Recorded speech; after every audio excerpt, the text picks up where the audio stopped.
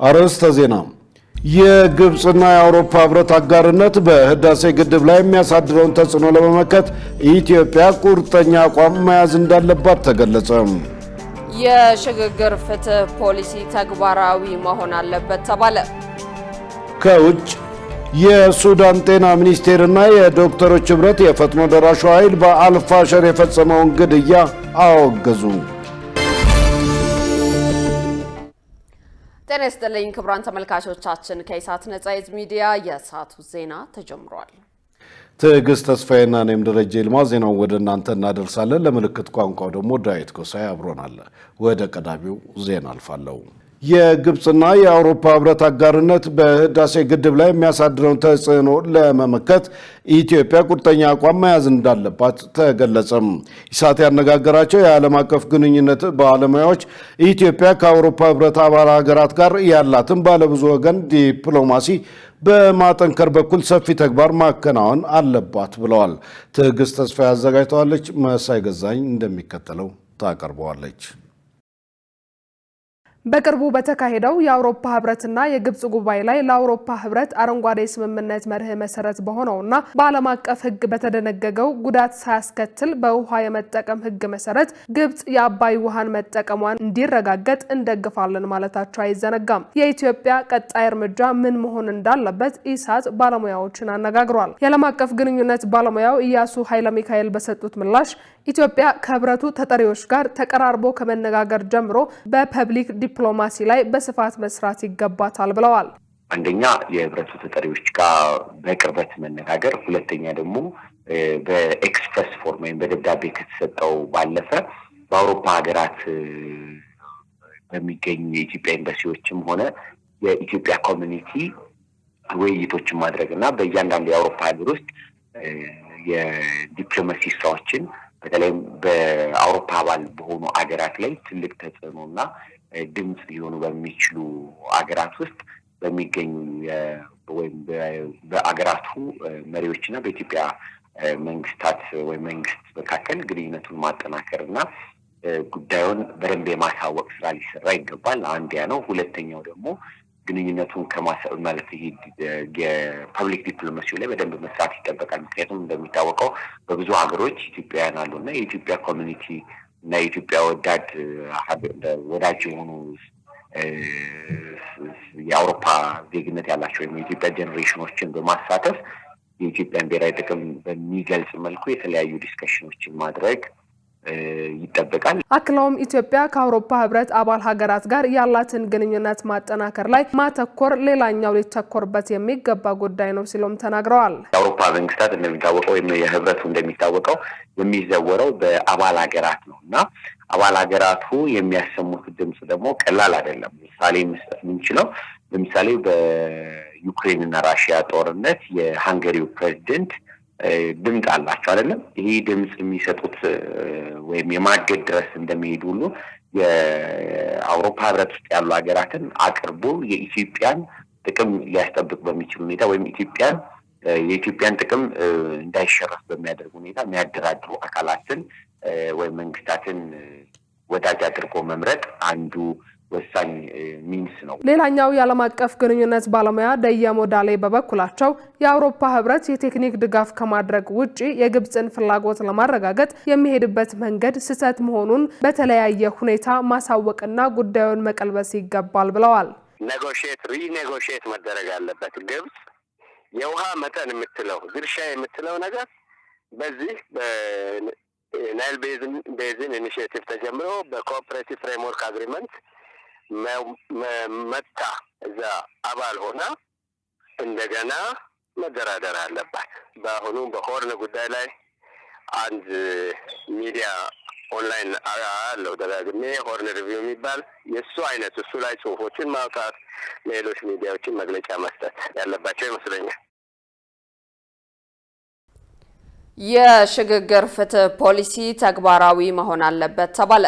የሰብአዊ መብት ተቋማት ፖሊሲው ተግባራዊ እንዲሆን ግፊት ማድረግ አለባቸው ተብሏል። መሰረት ባዩ የሽግግር ፍትህ ፖሊሲ ትግበራ ፍኖተ ካርታ በ2016 ዓመተ ምህረት መጽደቁ ይታወሳል። ይሁን እንጂ በሀገሪቱ በተለያዩ ጊዜያትና ቦታዎች የተፈጸሙትን የመብት ጥሰቶች ለመዳኘት የወጣው የሽግግር ፍትህ ፖሊሲ ፍኖተ ካርታ ከጸደቀ በርካታ ወራት አስቆጥሯል። በፍኖተ ካርታው መሰረትም ተጓዳኝ ተቋማትን ለማቋቋም ስራ ተጀምሮ እንደነበር ይታወሳል። ይሁን እንጂ አሁን ላይ ሁሉም ነገር ዝም ብሏል። ፖሊሲ አፈጻጸም ሂደትን ምን ላይ እንደደረሰ በመንግስት በኩል የተባለ ነገር የለም። ይህንን ተንተርሶ ኢሳት ነጻ የህዝብ ሚዲያ በጉዳዩ ላይ የህግ ባለሙያዎችን አነጋግሯል። በጉዳዩ ላይ አስተያየታቸውን የሰጡት የህግ ባለሙያው ነብዩ ምክሩ ከሌሎች ሀገራት ተሞክሮ አኳያ የሽግግር ፍትህ እንደ ሀገር ሽግግር በማድረግ በዚህ ስርዓትም ተበዳዮች የሚካሱበት በዳዮች ደግሞ ተጠያቂ የሚሆኑበት ነው ብለዋል። የሽግግር ፍትህ ትራንዚሽናል ጀስቲስ የምንለው እንደ ሀገር ከአንድ ስርዓት ወደ ሌላ ስርዓት በምትሸጋገርበት ያንን ሽግግር ተያይዞ በተለይም በዜጎች ላይ የደረሱ በደል ካሉ ያንን ፍትህ በማስፈን ሽግግሩን ስሙዝ ማድረግን በቀል እንዳይኖር ለማድረግ እንግዲህ ከጀርባ ከዚህ በፊት የደቡብ አፍሪካን ተሞክሮች ስናይ ዜጎች ሲሻገሩ ሁሉም ከታች ጋር እርቅ የሚያደርግበት ተበዳዮች የሚካሱበት በዳዮች የሚቀጡበት የሚሰጠቱበት ይቅርታ የሚጠይቁበትን ስርዓት ማስፈን ነው። ስለዚህ እነዚህ ትራንዚሽናል ጀስቲስ ከመሮች ውስጥ አንዱና ዋነኛው አሳታፊነት ነው። አሳታፊነት ስንል ከመነሻው ይህንን ነገር የሁሉም አብዛኛው ቅቡልነት እንዲኖሩ ለይትማይዝ የሚያደርገው የተሳትፎ ልክ ነው። አሁን ለምሳሌ ፍኖተ ጻድቅ ካርታ መጽደቁ ወይም ወደ ትግበራ መገባቱ አይደለም፣ አሳታፊ ነው። እውነትም ሀገር ተሸጋግራ መነሻው መሰረቱ ሽግግር መኖር መቻል አለበት። ሌላኛው የህግ ባለሙያ ይልቃል ሐሳቤ በበኩላቸው የሽግግር ፍትህ ፖሊሲ ፍኖተ ካርታ ሲወጣ በርካታ ተቋማት እንደሚቋቋሙና የህግ ማሻሻያዎች እንደሚደረጉ ያስቀምጣል ብለዋል። በመሆኑም በጀት በማመቻቸት ተቋማቱን ማቋቋም፣ ባለሙያዎችን መመደብ፣ ለአስፈጻሚ አካላትም ግንዛቤ መፍጠር ስራ መስራት እንደሚገባ ገልጸዋል። በመሆኑም የመብት ጥሰት የተፈጸመባቸው ዜጎች ካሳ እንዲያገኙና ፍትህ እንዲረጋገጥ በእነዚህ ጉዳዮች ላይ በመስራት የሽግግር ፍትህ ፖሊሲውን ተግባራዊ ማድረግ ይገባል ያሉት የህግ ባለሙያው የሰብአዊ መብት ተቋማትን ፖሊሲው ተግባራዊ እንዲሆን ግፊት ማድረግ ይጠበቅባቸዋል ሲሉ አስረድተዋል።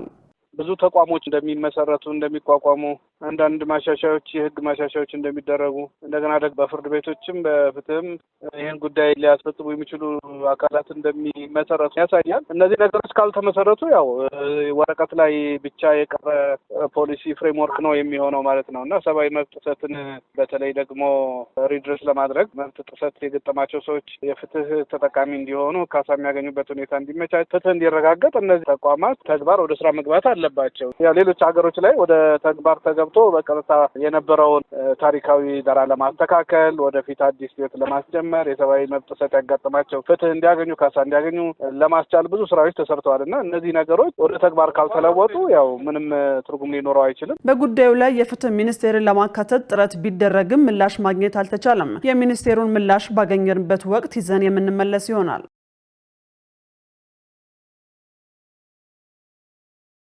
መነሻውን ከሱዳን ያደረገ የጦር መሳሪያና ተተኳሽ በአማራ ክልል በቁጥጥር ስር መዋሉን ፖሊስ አስታወቀ። በአማራ ክልል የምዕራብ ጎንደር ዞን ፖሊስ መምሪያ እንዳስታወቀው በቋራ ወረዳ የተያዘው ጦር መሳሪያ ለህገ ወጡ ቡድን ሊደርስ የነበረ ነው ተብሏል።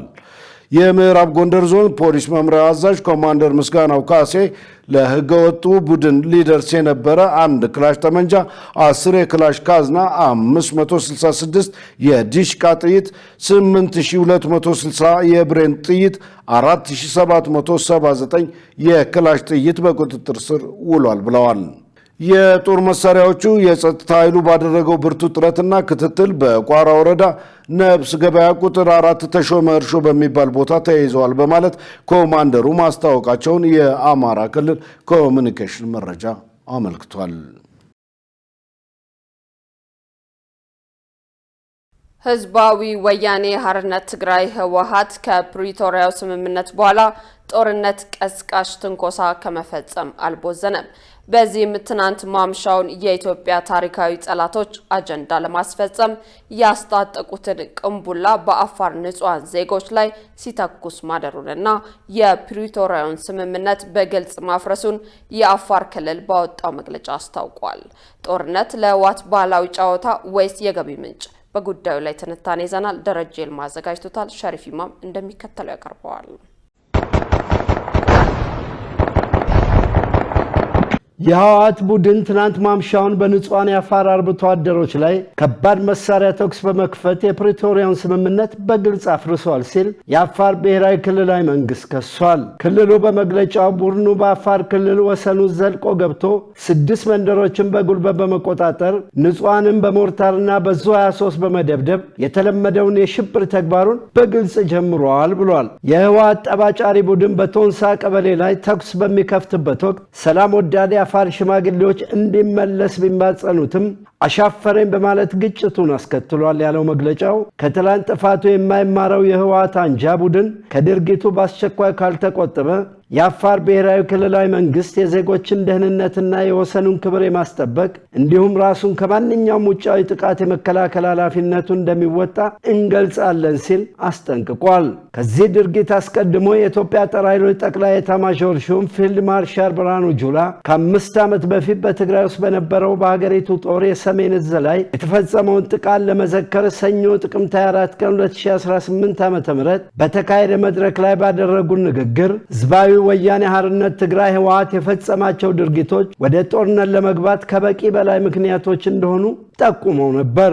እነሆ አሁንም ለሌላ እልቂት የሚጋብዝ ጠባጫሪ ጥቃት በመፈጸም ህወሓት ለህዝብ ያለውን ንቀትና የማናለበኝነት እብሪቱን በአፋር ንጹሃን ላይ ድጋሚ አሳይቷል።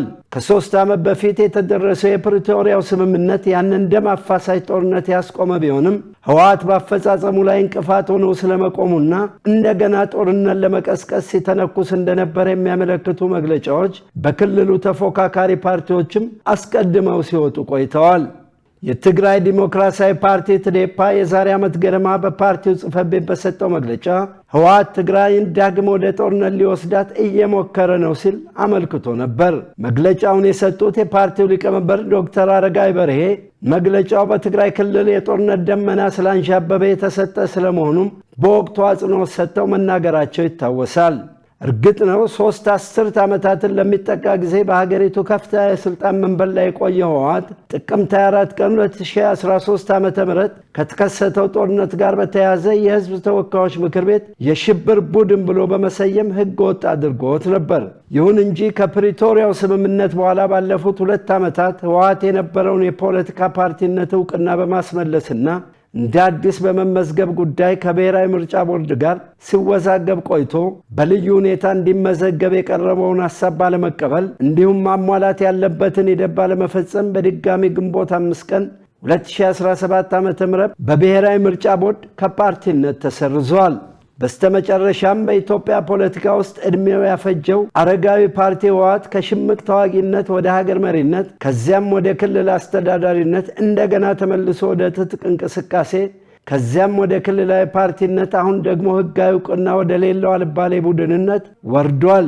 ድመት መንኩሳ አመሏን አትረሳ እንዲሉ አበው የህወሓትን ዳግም የክፋት እንቅስቃሴ ተከትሎ ፊልድ ማርሻል ብርሃኑ ጁላ ህወሓት በጦርነቱ ወቅት የዘር ጭፍጨፋ ፈጽሞብኛል በማለት ሲከሰው ከነበረው አካል ሻዕቢያ ጋር ጥምረት ፈጥሮ መስራቱ የክህደቱ ሌላ ማሳያ እንደሆነ ጠቅሰው ድርጊቱን ባነወሩበት በዚሁ ሳምንት ቡድኑ የጦርነት ልክፍቱ አገርሽቶበታል።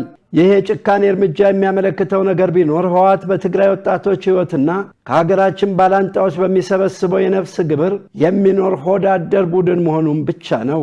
ጦርነት በአንድ ወገን ጥረት ብቻ ማስቀረት እንደማይቻል የገለጹት ፊልድ ማርሻል ብርሃኑ በብሔራዊ ጥቅማችን በሰላማችን ከመጣና ድንበራችንን ካለፈ መዋጋት አለብን፣ የተደራጀነውም የታጠቅነውም ለዚያ ነው ሲሉ ባስጠነቀቁ ማግስት እነሆ ህወሓት በአፋር ንጹሃን ወገኖች ላይ ከባድ መሳሪያ ሲተኩስ አድሯል። ይህ ከኢትዮጵያ የፖለቲካ ጨዋታ ውጭ የሆነው ህወሓት አንጃ የማይቋረጥ የጦርነት አመንጭነት ተግባር ምን ያመለክተናል? ምላሹ አንድና አንድ ነው። የህወሓት አፈንጋጩ ቡድን ሸበቶ አመራሮች ዘወትር በነጻነት ስም እያባበሉ ለጦርነት ከሚማግዱት የትግራይ ወጣት የደም ግብር ፈንታ ከኢትዮጵያ ባላንጣዎች በሚቀበሉት ምንዳ ህይወታቸውን የሚመሩ መሆናቸውን ነው። ታዲያ ምን ተሻለ? የነዚህ ግፈኞች መጥፊያ መቼ እና በትሩስ በማን እጅ ይሆን? ክቡራን ተመልካቾቻችን ከኢሳት ነጻ የህዝብ ሚዲያ ዜናዎቻችን አሁንም እንደቀጠሉ ናቸው። በቀጣይነት የቢዝነስና ኢኮኖሚ መረጃዎችን ወደ እናንተ የምናደርስበት ሰዓት ላይ ደርሰናል። መሰረት ባዩ እየጠበቀችን ነው።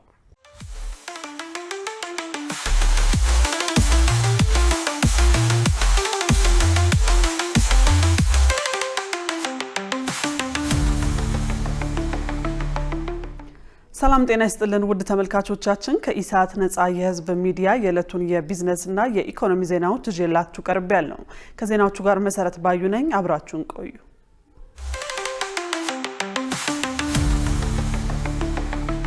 ኢትዮጵያና ሩሲያ በኢንዱስትሪ በኃይልና በመሰረተ ልማት ዘርፍ ትብብራቸውን ለማጠናከር ውይይት አደረጉ።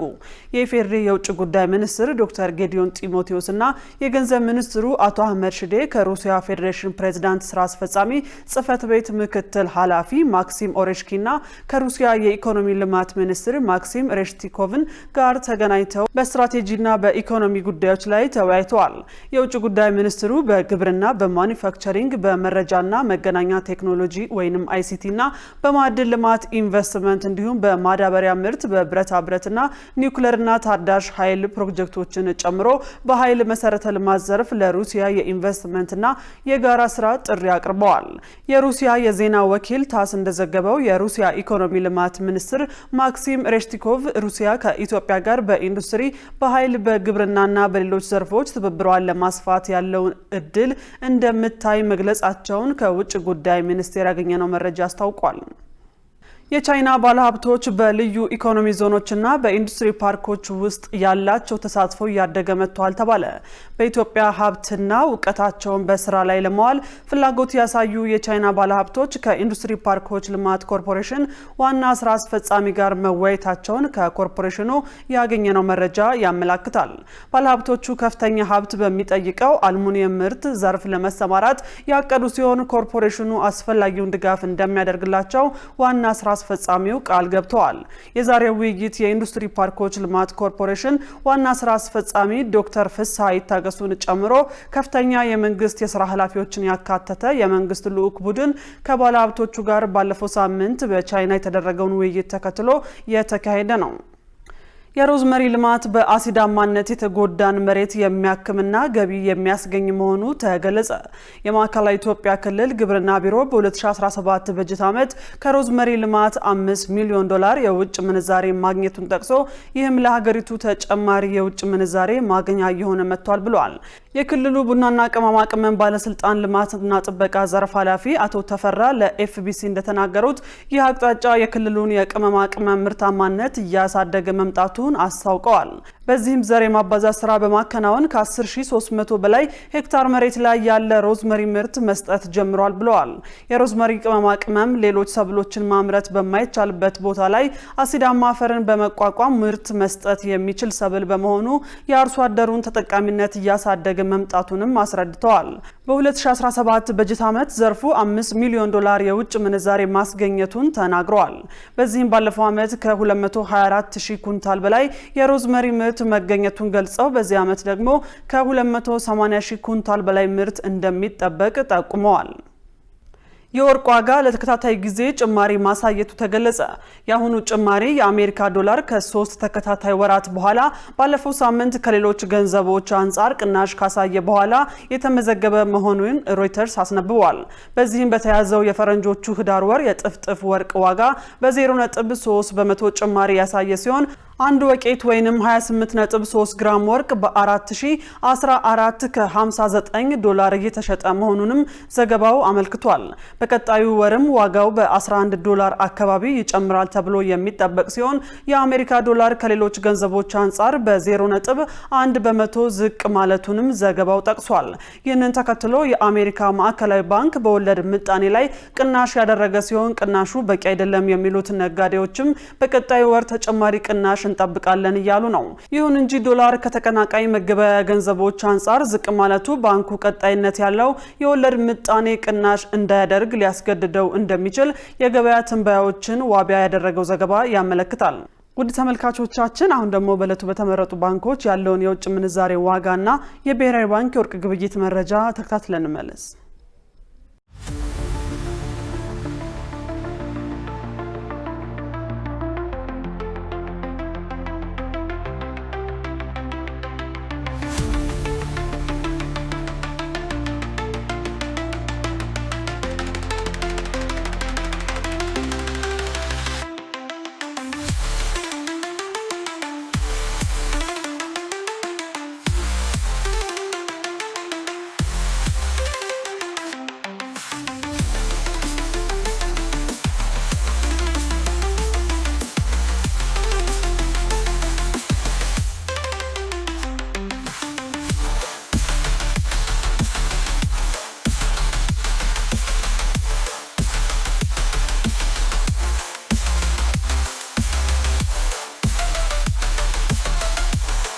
ተመልካቾቻችን ለዕለቱ ያዝናቸው የቢዝነስና የኢኮኖሚ ዜናዎች በዚሁ ተጠናቀዋል። ወደ ቀሪዎቹ ዜናዎች እንመለስ።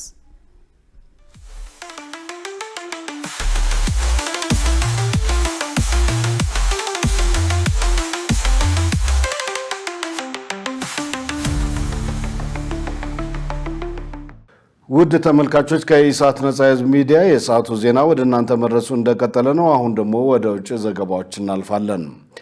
የሱዳን ጤና ሚኒስቴርና የዶክተሮች ህብረት የፈጥኖ ደራሹ ኃይል በአልፋሽር የፈጸመውን ግድያ አወገዙ።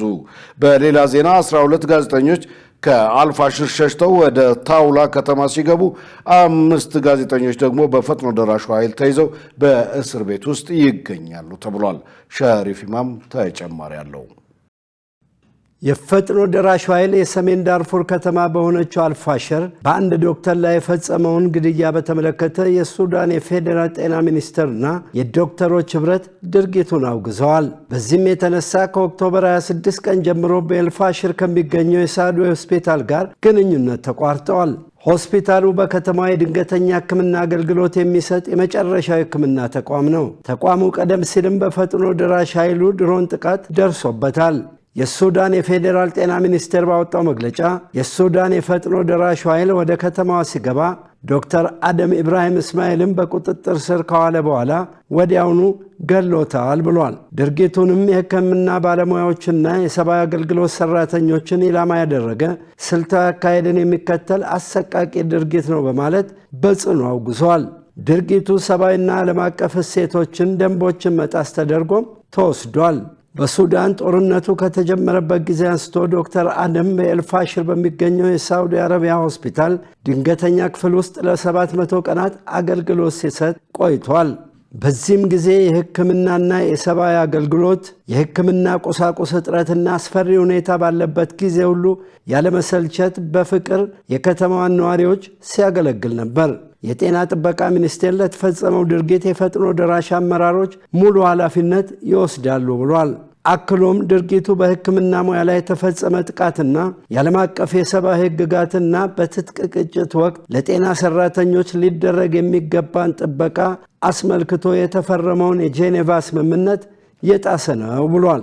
ሚኒስቴሩ የተባበሩት መንግስታት ድርጅት፣ የዓለም ጤና ድርጅት፣ የሰብአዊ መብቶች ከፍተኛ ኮሚሽነርና ዓለም አቀፍ የሕክምናና የሰብአዊ መብት ተሟጋች ድርጅቶች ወንጀል የፈጸሙ አካላትን ተጠያቂ ለማድረግ አስቸኳይ እርምጃ እንዲወስዱ ጠይቋል። የሱዳን ዶክተሮች ኔትወርክ በበኩሉ የዶክተሩን ግድያ አውግዟል። ኔትወርኩ አክሎም ከዚህ ቀደም የፈጥኖ ደራሹ ኃይል አባላት በኤልፋሽር 6 የሕክምና ባለሙያዎችን ጠልፈው በመውሰድ ቤተሰቦቻቸውን $250,000 በላይ ቤዛ እንዲከፍሉ መጠየቃቸውን ገልጿል። በሌላ ዜና የሱዳን ጋዜጠኞች ማህበር እንዳለው 12 ጋዜጠኞች ከኤልፋሽር ሸሽተው ወደ ታውላ ከተማ ደርሰዋል። ሌሎች 5 ጋዜጠኞች ደግሞ በፈጥኖ ደራሹ ኃይል በእስር ቤት ውስጥ ይገኛሉ ብሏል። ከ2 ሴት ጋዜጠኞችን ጨምሮ ከ7 ጋዜጠኞች ጋር ግንኙነት ሙሉ በሙሉ ተቋርጧል። በሪፖርቱ ላይ ከፈጥኖ ደራሹ ኃይል በኩል የተሰጠ ምላሽ የለም። የፈጥኖ ደራሹ ኃይል የሰሜን ዳርፉር ዋና ከተማ የሆነችውን አልፋሽር ኦክቶበር 26 ቀን ተቆጣጥሯል። እንደ ሀገር ውስጥና ዓለም አቀፍ ድርጅቶች ገለጻ የፈጥኖ ደራሽ ኃይሉ ሲቪሎችን ገሏል። ይህ ኃይል አሁንም ላይ ከሱዳን 18 ግዛቶች መካከል 5ቱን ተቆጣጥሯል። የሱዳን ኃይል ደግሞ ቀሪዎችን 13 ግዛቶችና ዋና ከተማዋን ካርቱምን ያስተዳድራል። ዜናውን ስናዘጋጅ ሱዳን ትሪቢዩንና አናዶሉን በመረጃ ምንጭነት ተጠቅመናል። ደቡብ አፍሪካ የመጀመሪያውን የሰው ሰራሽ አስተውሎት ፋብሪካ ማስመረቋ ታወቀ። ፋብሪካው በጤና ክብካቤ፣ በትምህርትና በፋይናንስ ዘርፎች ፈጠራን ለማፋጠን ያለመ እንደሆነ የተገለጸ ሲሆን የመረጃ ደህንነትን ያጠነክራል ተብሎ ይጠበቃል። ዮሐንስ ተስፋ የሰው ሰራሽ አስተውሎት ወይም ኤአይ የዓለምን ቅርጽ እየቀየረ የሚገኝ የመጪው ዘመን ዘዋሪ መሆኑ ግልጽ እየሆነ ይመስላል። ቀደም ሲል ከሰው ልጅ ውጭ ሊከወኑ የማይችሉ እንደ ውሳኔ መስጠት፣ ማመዛዘንና ሌሎችም ተግባራት አሁን የሰው ሰራሽ ተፈጣሪዎችም የሚያከናውናቸው ነገሮች ከሆኑ ሰንበትበት ብሏል። ባስ ሲልም አንዳንድ ሀገራት ሚኒስትሮችን በእነኚሁ የሰው ሰራሽ አስተውሎት ቴክኖሎጂዎች መተካት እንደጀመሩም እየሰማን ነው። በሌሎች ጉዳዮች የበይ ተመልካች የሆነችው አፍሪካም በቴክኖሎጂው ዓለም ግን ላለመቀደም እየጣረች ይመስላል።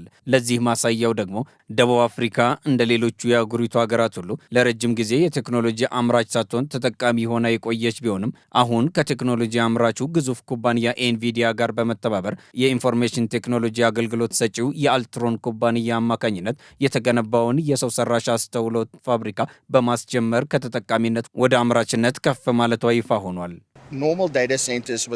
መደበኛ የዳታ ማዕከላት የሚገነቡት ለተወሰነ የስራ ጫና ማቃለያ ነው። የሰው ሰራሽ አስተውሎት ፋብሪካ ግን ለማንኛውም ሰው የስራ ጫና መቀነሻ ተብሎ የተነደፈ ሲሆን በአንድ ቦታ እጅግ በጣም ብዙ የማስራት አቅም የተከማቸበት ቴክኖሎጂ ነው።